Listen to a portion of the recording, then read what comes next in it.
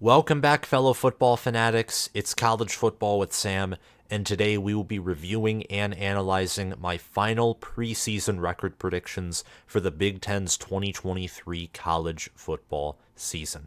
College football kicks off 2 weeks from now as Navy and Notre Dame take the field in Dublin, Ireland at 2:30 p.m. Eastern Time, and Big Ten football kicks off shortly after that on August 31st on a Thursday night as the Minnesota Golden Gophers host the Nebraska Cornhuskers.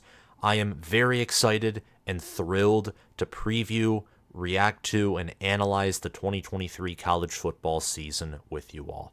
If you have not joined this awesome community, please hit that subscribe button and also hit the notification bell so you can get notified when I upload new content. Please comment your own Big Ten predictions down below, and I will reply to your comment as soon as I can. Something I love about college football is it's so unpredictable. There are so many different perspectives and not exactly a right or wrong answer. College football is an amazing sport with an amazing community, and I love to interact with it. Also, by commenting down below, you will have a chance to receive one of the two $50 gift cards that I will be giving away 48 hours after this video is released, and that will be $50 gift cards for my merchandise store, which you can find using the link in the description below. I don't want to waste any more time, and I want to get to talking about the Big Ten, so we're going to be starting off in the Big Ten West, then we'll segue to the Big Ten East, saving the best for last. We're going to talk about regular season games, along with my bowl projections for each Big Ten team who will be bowl eligible, whether it's for a standard bowl game, a New Year's Six bowl game, or for college football playoff participation. Let's jump right in and talk about the Northwestern Wildcats. I think Northwestern will place 7th in the Big Ten West. I have them going 2-10, 0-9 in the Big Ten, and I think they're going to be the worst team in the conference. I have them placing 14th, and there are only 14 teams in the Big Ten.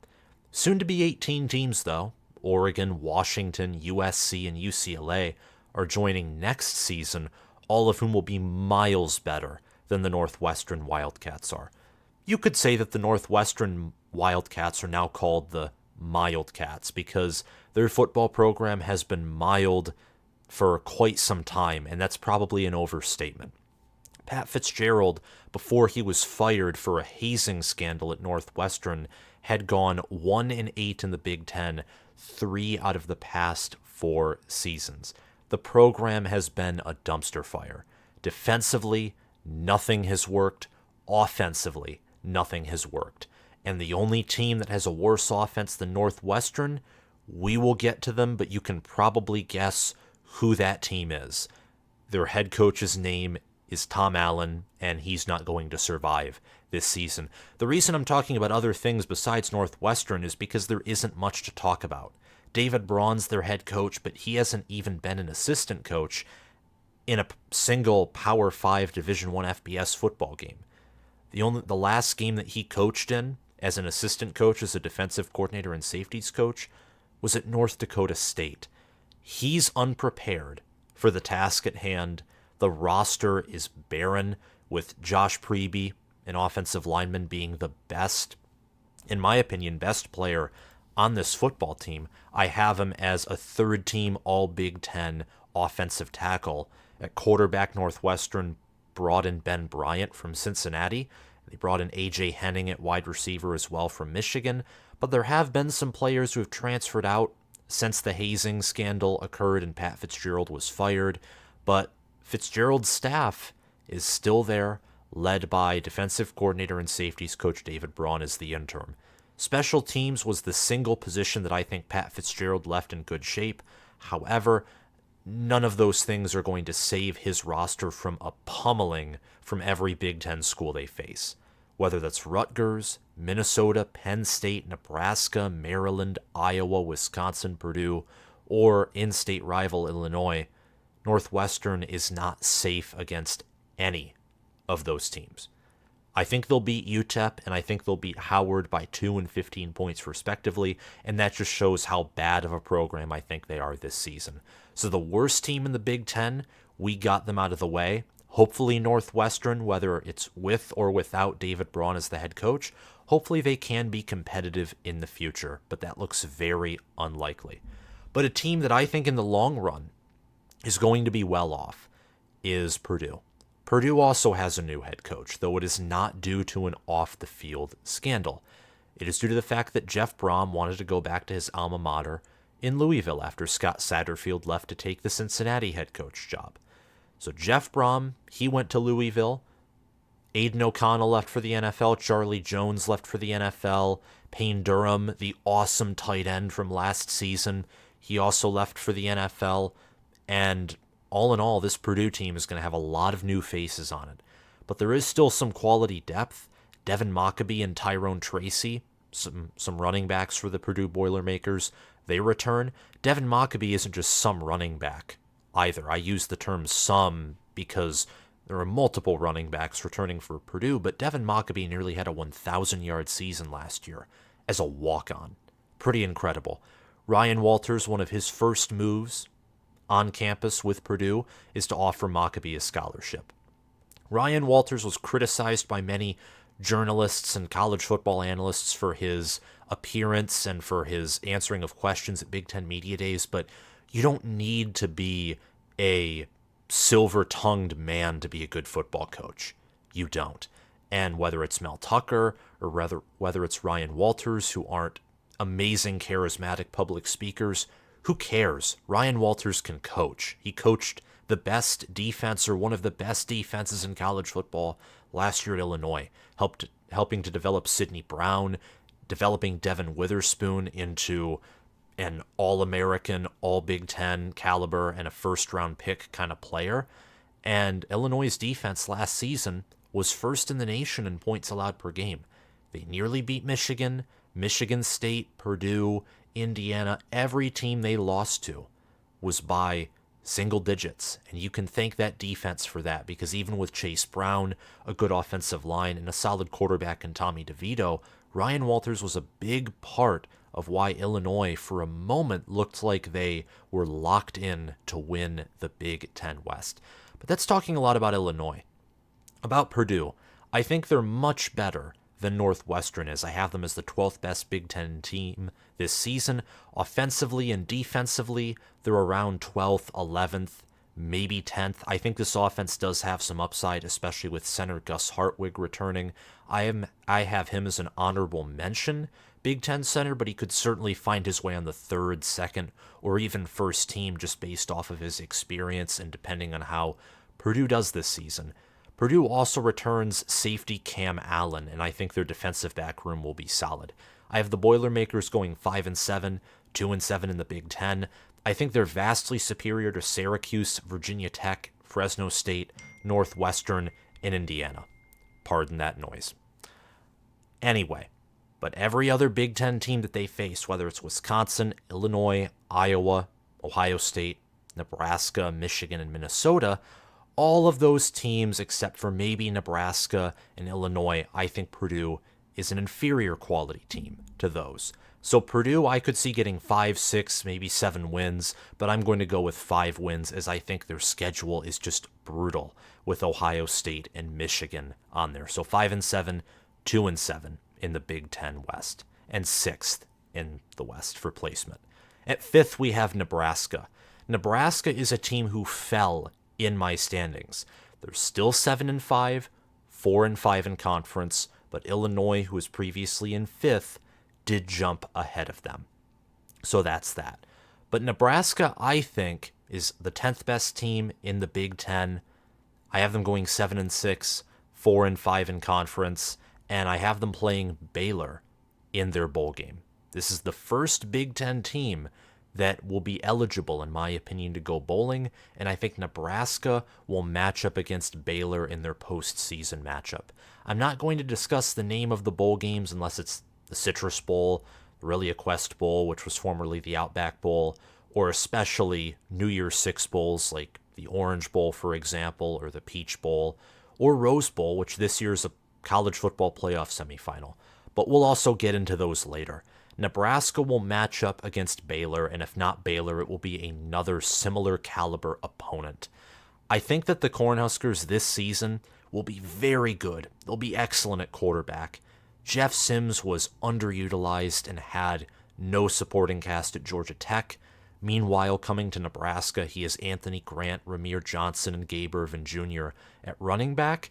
And at wide receiver, for example, he has Marcus Washington. He has Billy Kemp.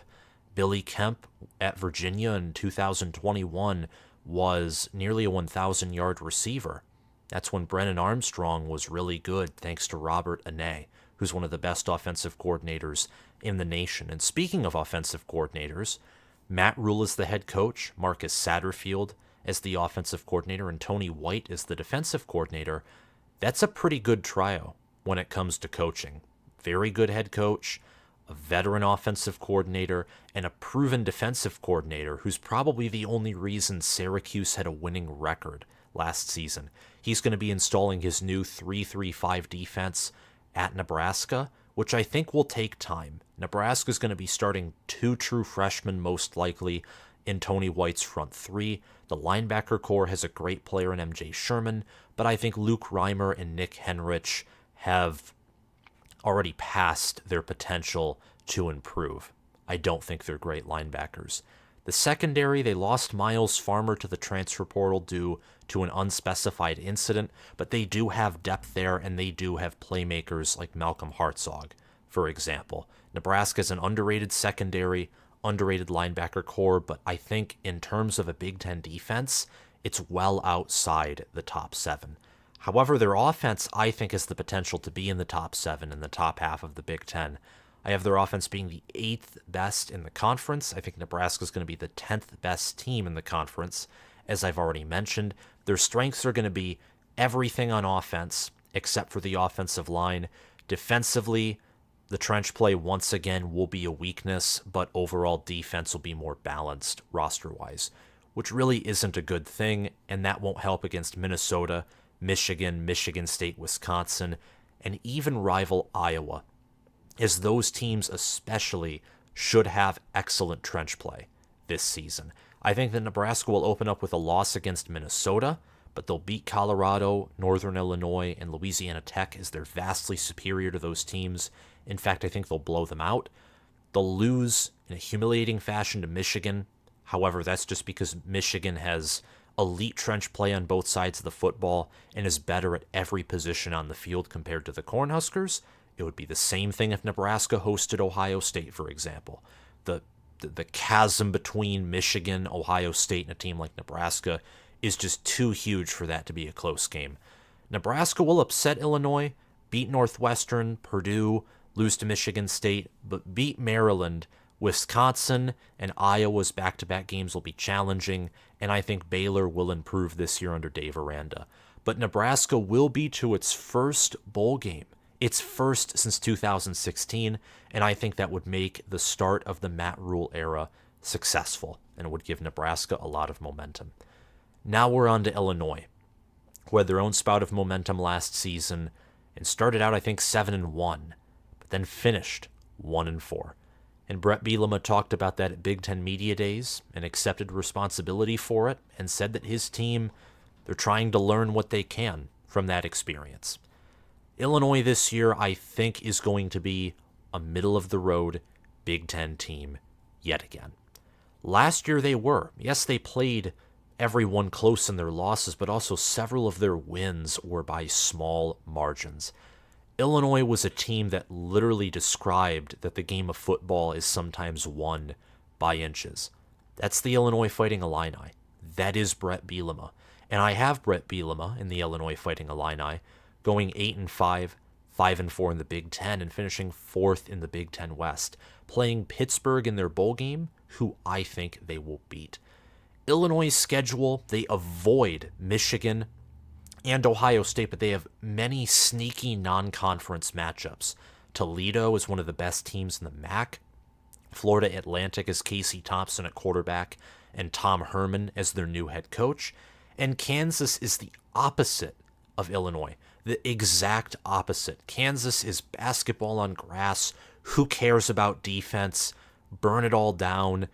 Illinois, meanwhile, is scorched earth, control time of possession, all defense. I'm very excited for that game. I think that's going to be one of the better non-conference matchups that the Big Ten will participate in. I think Illinois will start off with a win over Toledo. They have too much talent, especially on the defensive line, to lose to a MAC school. Toledo has a good head coach, and they do have an underrated quarterback, but with Jerzon Newton, Tayra Edwards, and Keith Randolph, they're going to feast on almost any offensive line that is not in the top 10 of the country. Illinois themselves has a good offensive line, and I think as a result, whether it's Josh McCray or Reggie Love III, their run game will not fall off too much.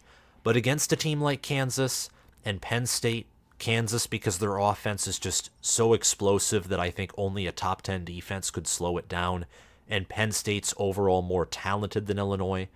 Even though Illinois catches Penn State the week before Penn State hosts the whiteout, so that could be a trap game for Penn State. But I think Illinois will start out 1-2 in their first 3 games. They'll bounce back against Florida Atlantic, go on the road to beat Purdue in what should be a nail-biter.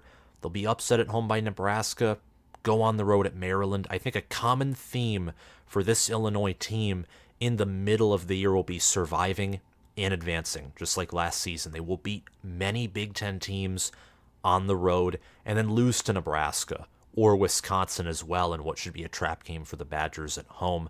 They'll upset Minnesota on the road too, shut out rival Northwestern, get revenge against Indiana, and play Iowa on the road in close fashion. At wide receiver, Illinois also returns Isaiah Williams and Casey Washington, and they return Isaiah Adams and Julian Pearl, who were great offensive linemen last year for the Big Ten. They return them on the left side this year. The left side of Illinois' offensive line will be very strong.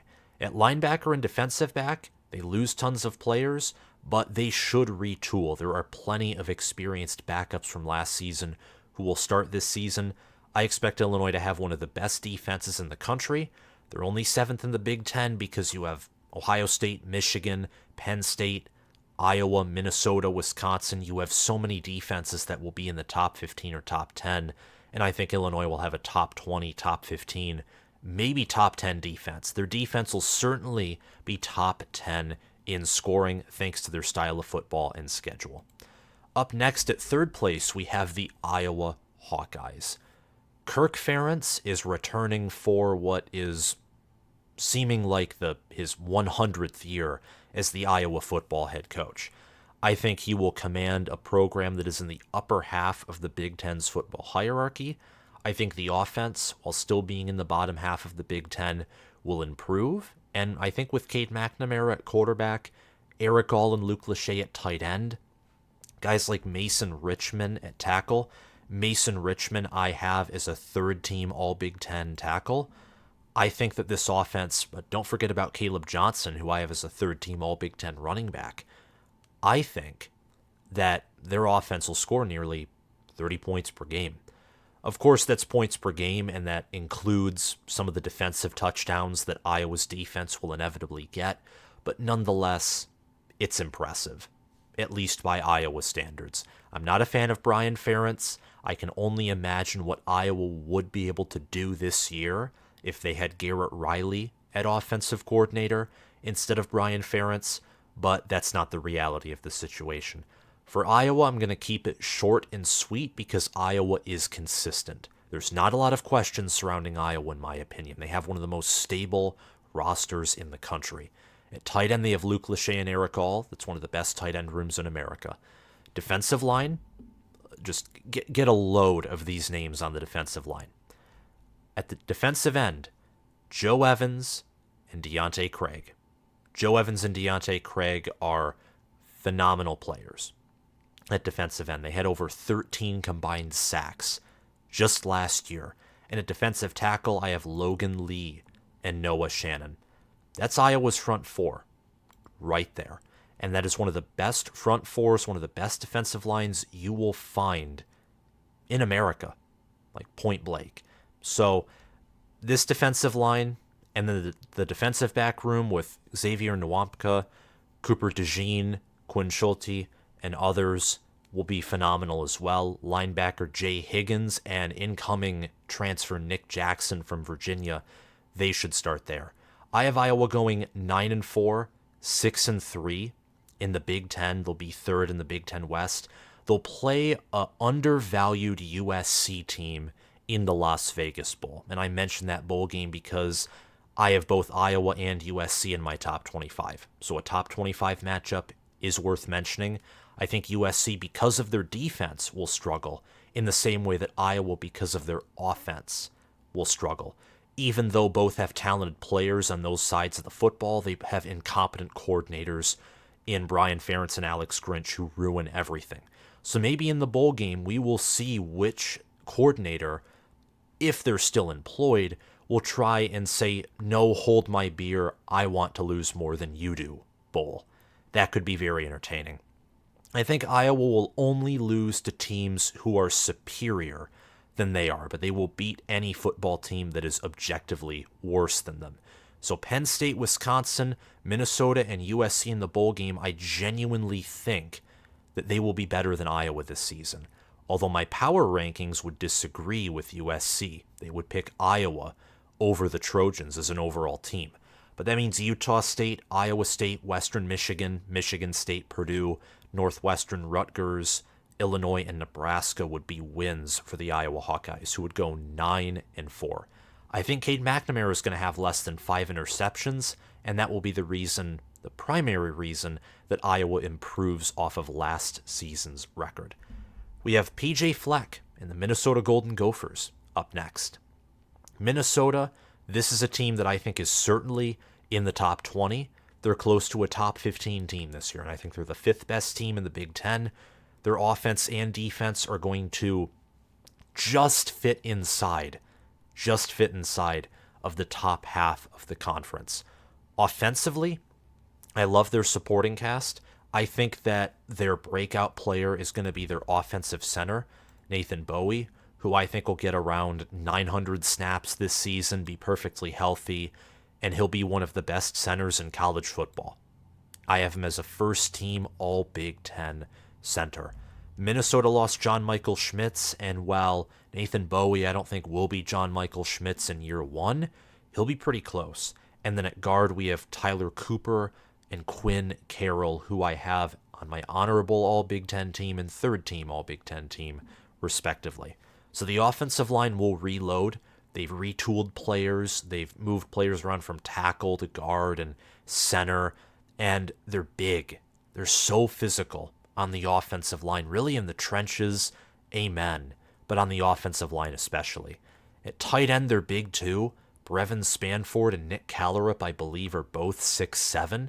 Spanford's, I think, around 270. Callerup's around 240, 250. And Callerup, the latter, being one of the best blocking tight ends in the nation. Their tight end room is up there with Iowa's and up there with Georgia's overall, though Georgia certainly has a much better receiving tight end room than Minnesota does, and I'd say same with Iowa. Minnesota's tight ends are more blocking tight ends, from what I can gather. Wide receiver for Minnesota, I think their wide receiver core will be top 4 in the Big Ten. Whether it's Corey Crooms, Chris Autman-Bell, or anyone else you want to name, this Lemeke Brockington is another name to look out for. This wide receiver room is incredible for Minnesota, and Minnesota could legitimately go 5 wide.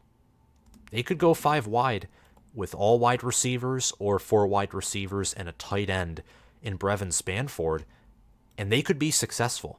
I'm not even kidding you. In the receiving game last season, their leader was wide receiver Daniel Jackson, who had over 500 receiving yards and 5 touchdowns. And he'll be starting alongside of Corey Crooms, who nearly had 1,000 receiving yards at Western Michigan. Linebacker will be a weakness, as Mariano Sori-Marin left the program, ran out of eligibility. And Ethan Kaliakmanis, while statistically he will be impressive, similarly to Drew Pine at Notre Dame, who actually had a better passer rating than J.J. McCarthy, it will be because of his system and supporting cast that he does well. He will not be able to carry the team or do many good things, in my opinion, without his elite or near elite supporting cast on offense. So linebacker and quarterback will hold this team back. Special teams will as well. All in all, though, when you return Tyler Nubin and Justin Wally at secondary, and you have a great offensive line, this team's going to be a top 25 team despite losing as much as they do. They'll lose to Michigan, Ohio State, and be upset by Illinois at home, as both Illinois and Iowa have had Minnesota's number ever since PJ Fleck has came there. Illinois, less so, but with Brett Bielema, they're 2-0 versus the Gophers, and I don't think Minnesota's beating both of them this season, especially since Illinois and Minnesota and Iowa both match up pretty well with each other. I think Minnesota will be angry after a home humiliation by Michigan, and they'll beat Iowa on the road. But after games against Iowa and Michigan State, they're going to be tired, and that's when Illinois will strike. They'll beat Tennessee in their bowl game, and they'll also upset rival Wisconsin, beating them for the third year in a row. So I'm high on Minnesota this season, and I think you should be too. And speaking of the Badgers, we have Wisconsin. And I think Wisconsin, despite being first in the West, as one would expect, I think they're going to be the fourth best team in the Big Ten. Obviously, Penn State, Michigan, and Ohio State, I think are better. But Wisconsin's still pretty good. In fact, I have them inside of my top 10, which my top 10 video will be releasing within the next week. Whether that's 3 days, 4 days, 5, 6, or 7 days, we don't know yet, but it will be releasing in the next week. So if you haven't already, subscribe and hit the notification bell so you can get notified when that top 25 video drops. It will be interesting to compare that top 25 to ESPN's FPI, my own power rankings, along with the AP and Coaches Bowl. But to get back on topic, Wisconsin is one of the best staffs in America. Luke Fickell is head coach. Phil Longo is offensive coordinator. He's a top 15, top 10 offensive coordinator. Runs an excellent air raid offense that helped Sam Howell and Drake May survive and thrive in college despite having no defenses and little to no protection on the offensive line. And then the defensive coordinator hire, which I thought was even better than the offensive coordinator hire, was Mike Tressel. I think Mike Tressel will institute his 3-3-5, 2-4-5 defense that he's going to run at Wisconsin, and immediately in year one, it's going to be a top 15, top 10 defense. With Maema Njongmeta at linebacker, who should have over 100 tackles this season, since Wisconsin's going to be playing in 14 games, have a handful of sacks, probably a forced fumble, maybe an interception. He's a second team, first team, all Big Ten caliber linebacker. I think Ricardo Holman at corner will have a breakout season with a few picks.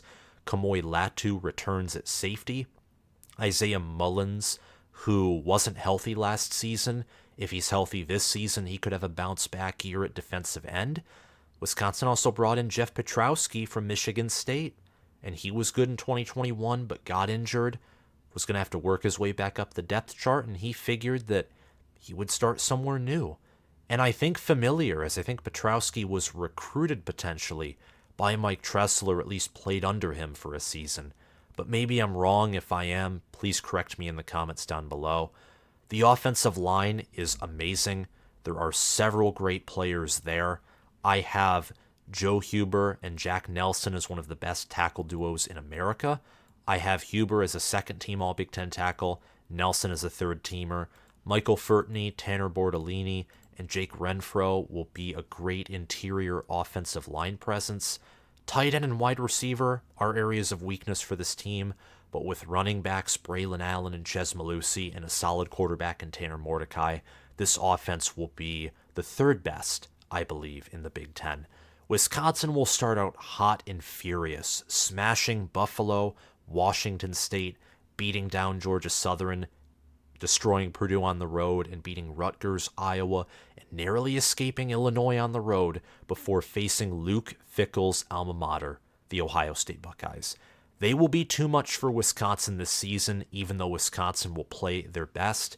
But after that, they'll beat Indiana, Northwestern, and Nebraska, clinching the Big Ten West before losing in an upset to rival Minnesota, losing to Michigan in the conference championship game, but beating Florida State in the Orange Bowl, with Wisconsin winning their second Orange Bowl in a row, as they won the Orange Bowl the last time they participated in the 2017 season. That game versus Florida State will be very competitive. It might be one of the best bowl games of the entire college football season. Now we're done with the Big Ten West. Now we will move on to the Big Ten East. And things, of course, inevitably get tougher here. Indiana, much like Northwestern, is at the bottom of the barrel in terms of not just Power 5 teams, but in my opinion, football bowl subdivision teams. Indiana is garbage. They're cannon fodder. They're what you find in the gutters as you're cleaning it out. Like, there's no life there. There's dirt. There's maybe some trees or moss growing in the gutter to their own peril. They're not going to survive there. And it's disgusting. It smells. That's what Indiana football is. They have some nice players. Their defense, I'm not going to lie, is from a player quality standpoint. I wouldn't say coaching standpoint, but from a player standpoint and a starting lineup standpoint is probably better than Maryland's, Nebraska's, Northwestern's, dare I say it, even Purdue. But because of their staff and because Indiana does not have a lot of depth, and I don't think they have a great strength and conditioning unit, their defense is ranked a lot lower than it could be because of those things. Their offense will be by far the worst in the Big Ten. I think possibly the worst in America. I don't think Taven Jackson's going to be developed well by this staff. And even if he is, he will be broken because there's no offensive line at Indiana. Indiana, they may have a few good wide receivers sometimes, though they don't this year. They have good running backs, Jalen Lucas especially, who I think will have a lot bigger presence at running back this season than he did last year. Last year he was a first-team All-Big Ten kick returner. But Indiana is lifeless on offense. On the defensive line, they have Andre Carter, who they brought in from Western Michigan, who I have as an honorable mention, All-Big Ten defensive end. They have Aaron Casey at linebacker, who I have all the way up on my second team. And they have Noah Pierre, a great noseback and leader of this defense, who I have on my third team. So they have some players, but that will not save them from their horrible offense and their horrendous schedule. They open up hosting Ohio State, who I think will blow them out. They'll beat Indiana State in a very close game. They'll lose mightily to Louisville, and they will narrowly beat Akron at home. After that, road games at Maryland, at Michigan, hosting Rutgers, playing at Penn State, hosting Wisconsin, playing at Illinois, hosting Michigan State, who will be out for revenge, and playing at Purdue is going to be too much for Tom Allen and Indiana to handle. And as a result, in my opinion, I think that Tom Allen will be fired after the 2023 college football season. Who will replace him? Who knows? But we'll get to that when Tom Allen is inevitably axed after this 2023 season. Up next, we have Rutgers at 6th. The Rutgers Scarlet Knights, I think, are finally building some depth. I think that they will score more points than they allow, which means they will have a positive point margin per game for the first time in easily a decade, I would say. They'll be the 11th best team in the Big Ten. They will go 5-7, 2-7, yet again missing out on a bowl game. And this year especially, it will be painful because I think this team is going to be so much better with Kirk Shiraka as the offensive coordinator, Sammy Brown and Kyle Monahai at running back, especially the former. Those are going to be good running backs. Sammy Brown has the potential to be an honorable mention, third-team caliber All-Big Ten running back. He's very underrated. He was the starting running back in the middle of last season before suffering from an injury, which is very unfortunate. And this defense, too, Rutgers defense, I think is middle-of-the-road Big Ten, which means a top 25 or close to top 25 defense nationally. Their linebacker core and their defensive back unit is the stuff of legends, in my opinion, at least for the standard of what Rutgers football is. When Greg Schiano took over, it was destroyed over the period of a decade. So he was never going to rebuild it. even with the transfer portal and even with NIL, it was going to take time. And while I don't think this year is the year, I am seeing things that I like from Rutgers moving forward. And I think they are going to be competitive in most games that they play in. As you can see on my 2023 schedule, they're competitive in a lot of games. And I think even the games like Michigan, Ohio State, Penn State, Wisconsin, where they lose by multiple touchdowns, Rutgers will probably be competitive for a quarter, maybe a half.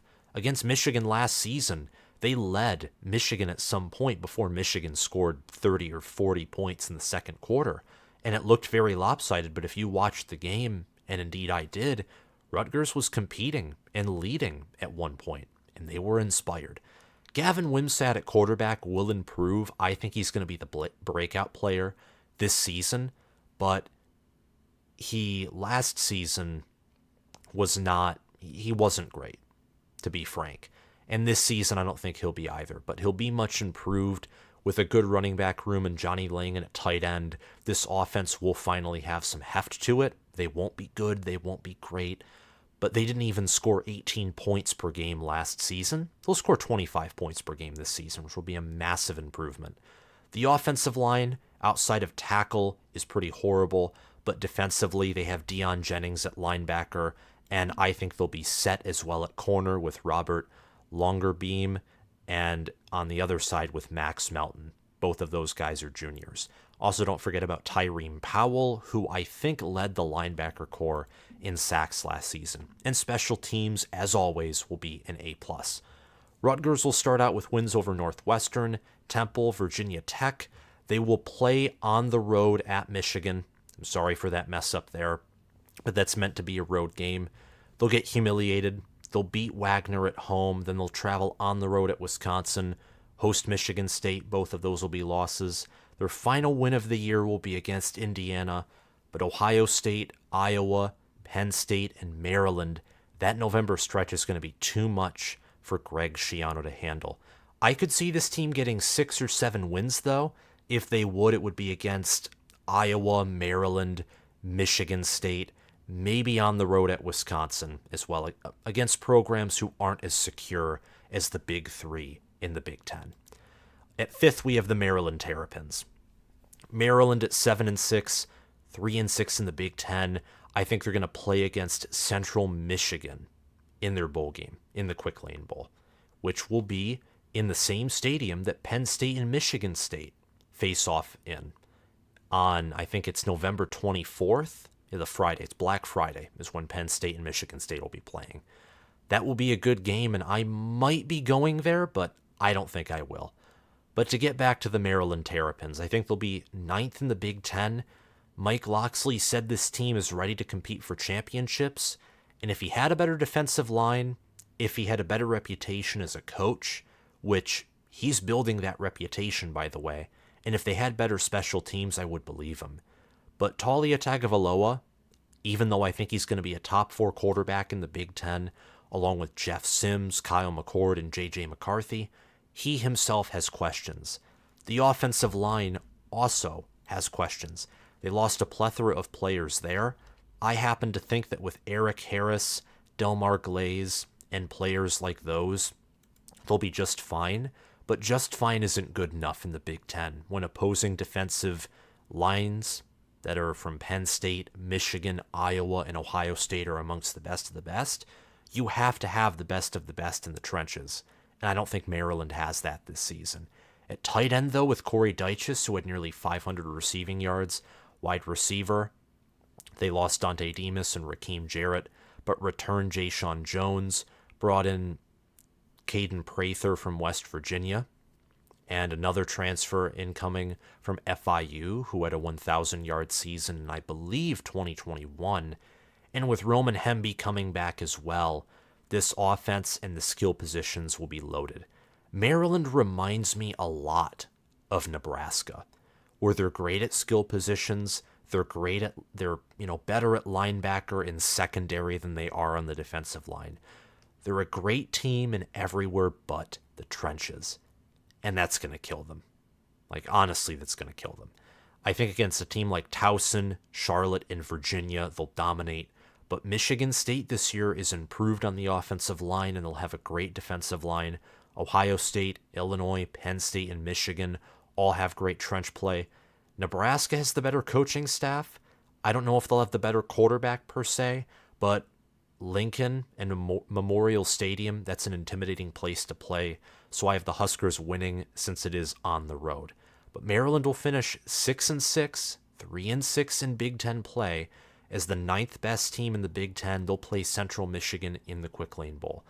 I liked the additions of Kevin Sumlin and Josh Gaddis on the offensive staff. In fact, I had Maryland ranked worse than this before those additions, especially the addition of Kevin Sumlin, who has proven to be an offensive genius. So this offense, nationally, I think will be top 25. In the Big Ten, they'll have the 6th best offense, but their defense, more so because of coaching, but also because they lost guys, especially in the trenches, their defense will suffer. So that's the Maryland Terrapins. Up next, we have the Michigan State Spartans. Michigan State, I have going 8-5, 5-4 in the Big Ten. They will be the definition of a 50-50 team. And I say that because they have a tough schedule, which makes it likely that they'll go 6-6 or 7-5. I have them going the latter, and also they're dead center, in my opinion, in the Big Ten. Much better than Northwestern and Indiana. They're close to a team like Maryland, Nebraska, but also close to a team like Minnesota and Iowa, where they can fall in that fringe top 25 to top 20, maybe at ceiling top 15 range, but they could also be in the bottom half of all Power 5 programs. Michigan State has a lot of upside, in my opinion, but because they don't quite have the depth yet that Mel Tucker wants, there is also a low floor. And the tough schedule doesn't help. Washington, Michigan, Ohio State, Penn State. Those are top 10 teams in my book. Washington, Michigan, Ohio State, and yes, I know this gives away some of the rest of my predictions in the East, but who cares? Penn State, Michigan, and Ohio State, everyone wants to talk about. So we'll talk about them, and rightfully so. Those 3 teams I have in my top 4. I have those 3 teams making the college football playoff, and Michigan State plays 3 of them. And Penn State very easily could supplement either Michigan or Ohio State as a college football playoff participant, depending on how things play out.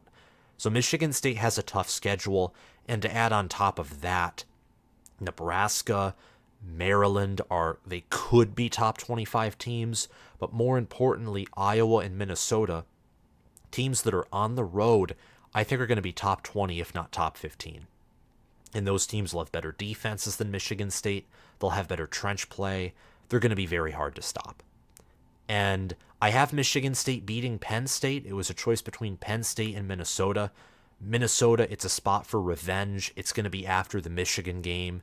Michigan State's going to be angry by losing to Michigan and also remembering what Minnesota did to them last season. And Michigan State also has a good enough wide receiver room with Monterey Foster Jr. and Trey Mosley, and a great enough tight end room to expose Minnesota's weaknesses at linebacker and potentially even at defensive back, since they lost Jordan Howden. Penn State, they have a weak interior offensive line, in my opinion, at least by the standard of the Big Ten, and by simply a Power 5 standard, I think they have a weak defensive tackle room. And Michigan State this year has a strong presence on the interior of their offensive line, but especially with Simeon Barrow Jr., Jalen Sami, who came in from Colorado as a transfer, and Derek Harmon, their defensive tackle room will be one of the best in the nation as well. Don't forget the Spartans return Jacoby Windman, and I think the Spartans will play Arkansas in their bowl game, and they will beat the Hogs and the Razorbacks by a narrow margin of 7 in what should be an entertaining game and a game that any team can win. The Spartans will beat Central Michigan, Richmond, Maryland, Rutgers, Nebraska, Indiana, and they will upset Penn State, despite Penn State obviously being the better team. But Washington, Iowa, Michigan, Minnesota, and Ohio State, that's a very tough stretch. Michigan State has 6 teams on their schedule that I think are better than them, but I think they're bound to upset one of those teams with a great tight end room that features Malik Carr, a running back room that with Nathan Carter is going to be very explosive. They finally have a good offensive line, and their front seven will compensate for a secondary that once again I think will be weak. Some questions for Michigan State are, how are the coordinators going to perform? Because even with this result, I'm more inclined to think that one of Jay Johnson or Scotty Hazelton will not be employed at the end of the season, even with a bounce-back year like this one. But again, like any coaching change, we'll have to see how it plays out at year's end. We have the Penn State Nittany Lions at third place. I think Penn State will go 10-3, 6-3 in the Big Ten. They'll beat Ole Miss in the Citrus Bowl. In fact, they'll crush them. They'll be an undervalued team. Penn State, I have them going 9-3 because of their wide receiver room, their offensive line, and their defensive line, not including the defensive ends, because their defensive ends are phenomenal. But their weaker defensive tackle room, in my opinion, unfortunately cancels out some of the elite talent at defensive end. When you have Dante Cephas at wide receiver, and I know there's Harrison Wallace and Keandre Lambert-Smith as well, but I think it is a wide receiver room that is middle of the road Big Ten. It could potentially be even lower than that.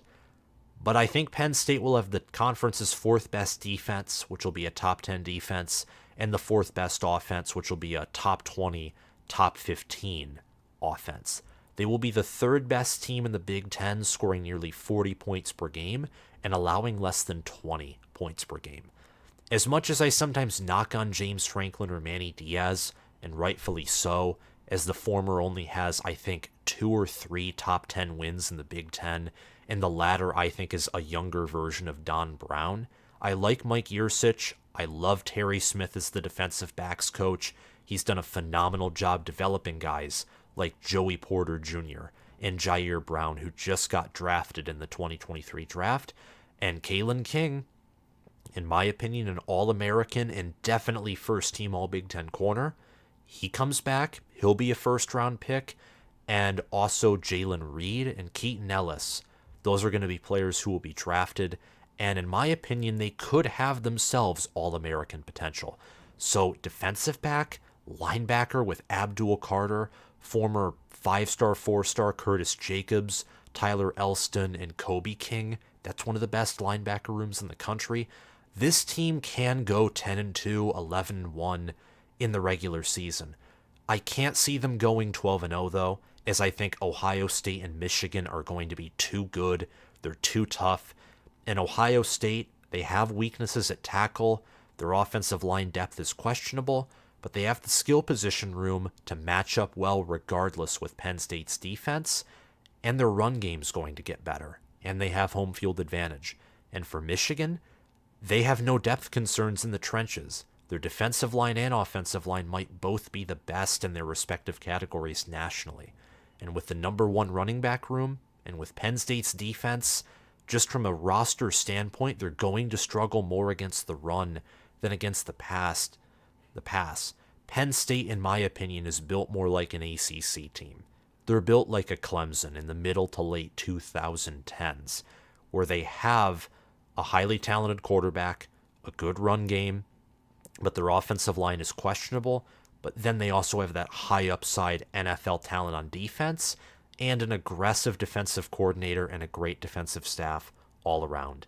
I think the Nittany Lions will once again go 10-3, 6-3 in conference. This team can definitely go higher than 9-3 in the regular season, though. I think 9-3 in the regular season, maybe 8-4 would be their absolute floor.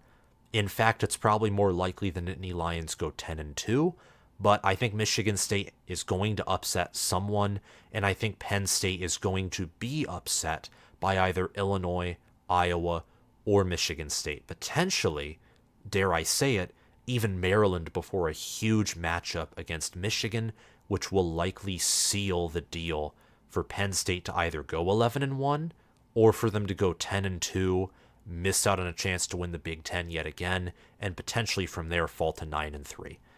Penn State will finish third in the East behind Ohio State and Michigan. And I have Ohio State as my second best Big Ten team in the country. I have them ranked number 2 nationally, scoring nearly 50 points per game, and their offense will be first in the nation, best in the Big Ten. Their defense will hold teams to under 20 points per game. Offensive line has several weaknesses at tackle, but almost none, in my opinion, on the interior. With Donovan Jackson, Matthew Jones being on my first and second All-Big Ten team respectively, tight end Cade Stover's a third-teamer. Their special teams, I think Parker Fleming will have one of his better special teams units this year, thanks to a kicking game that has several kickers with big legs, powerful legs.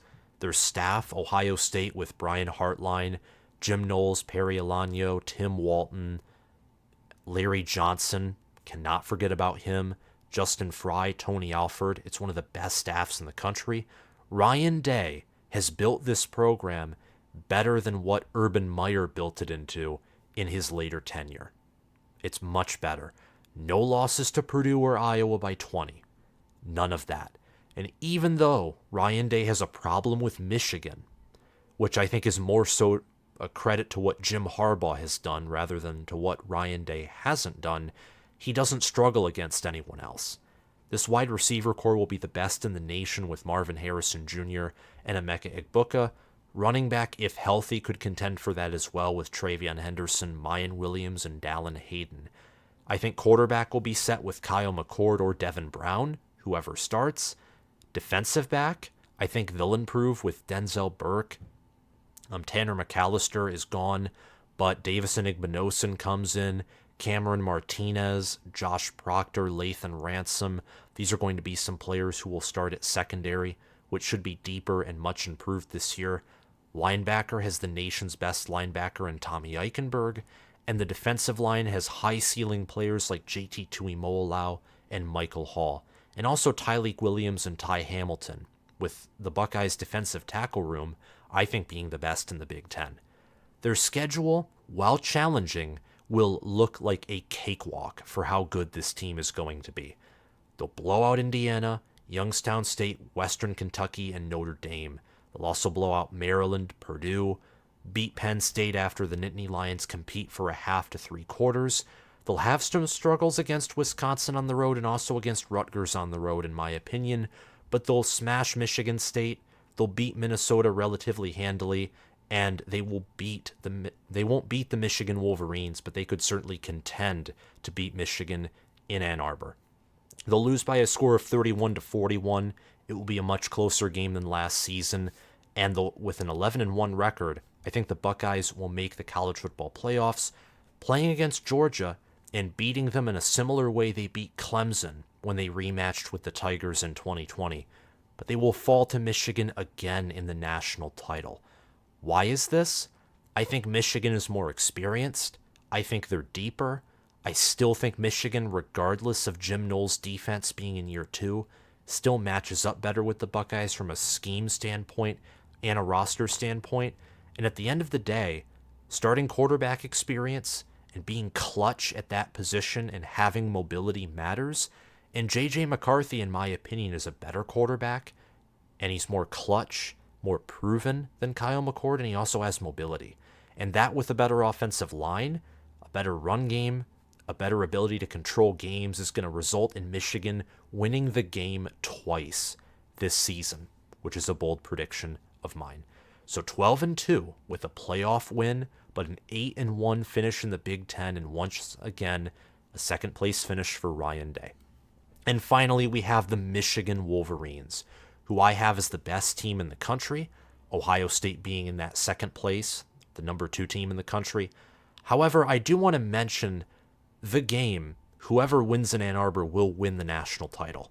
So if Michigan loses in Ann Arbor, I think they go 12-2, most likely, losing to Ohio State yet again. Because if Ohio State can win in Ann Arbor, Ohio State will have a better advantage and a better chance to win at a neutral site, indoors without any weather concerns, as opposed to a road game in which there will likely be snow. So I just want to shoot that out there. I think the game is going to be super competitive. The bold prediction of Michigan going 2-0 in the game is not to be disrespectful to Ohio State. It's just a prediction, It's very unlikely, but a bold prediction is unlikely, and I do believe in that. I think these are the two best teams in the country, and if both make the college football playoff and they don't face off against each other in the semifinals, they will reach the national championship together and face off. Michigan's biggest weakness, I think, is its wide receiver core. Maybe cornerback when Will Johnson isn't on the field, and he likely won't be in the first few games due to health issues, but the Michigan Wolverines, they start out basically, in my opinion, with 4 easy home games against East Carolina, UNLV, Bowling Green, and Rutgers, and they will make all of those games look like a cakewalk.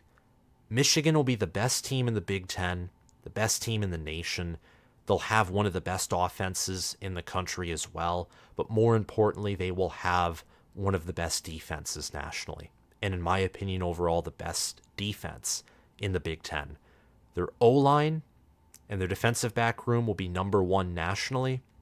Linebacker, I have some questions about. Same with tight end, admittedly, even with Colston Loveland. And quarterback, I don't think J.J. McCarthy is the top draft prospect for quarterbacks in 2024. There was a report on that, and I have to see it in order to believe it. But this Michigan team, they have so much experience, they could easily get more than 15 players drafted. And I think Michigan is going to yet again win the Big Ten. They're going to reach their conference championship game and win it for the 3rd year in a row. And they're going to beat Washington in the playoffs in the Rose Bowl. Ohio State is going to beat Georgia in the Sugar Bowl. Michigan will play in the Rose Bowl for the first time since the early 2000s. If I'm being honest, I think 2003 was the last time Michigan played in the Rose Bowl. And then they will play Ohio State, rematching against the Buckeyes in the national championship game. They will also play Wisconsin in Indianapolis. Michigan ultimately will finish with a 15-0 record and a 9-0 record in conference. I think this is the best team in the land, and if not them, it will be Ohio State, and if not Ohio State, it will be the Georgia Bulldogs, who have a decent chance at three-peating. That is my final edition of my 2023 preseason Big Ten record predictions. Thank you so much for watching this video. Please hit that subscribe button, like this video, and comment your thoughts down below. Thank you guys for watching, and I'll see you all around. Bye-bye.